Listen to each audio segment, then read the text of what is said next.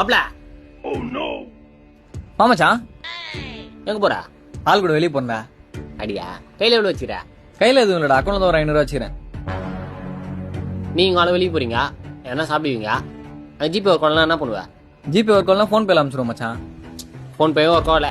Phone பே work ஆகலாம், net banking இருக்குதுல அதில் அனுப்பிச்சிட போறேன். டேய் உன் பேங்க் சர்வர் ஒன்று அப்ப என்ன பண்ணுவ? பேங்க்கும் சர்வர் மச்சான் கார்டு இருக்குது மச்சான், அதில் ஸ்வைப் பண்ணுறேன். அந்த கடையில அந்த மிஷினே இல்ல, அப்ப என்ன பண்ணுவ? ஐயா இப்போ என்ன பண்றது? பக்கத்துல நான் ஏடிஎம் போய் காசு எடுத்துன்னு கொடுப்போம் மச்சான்.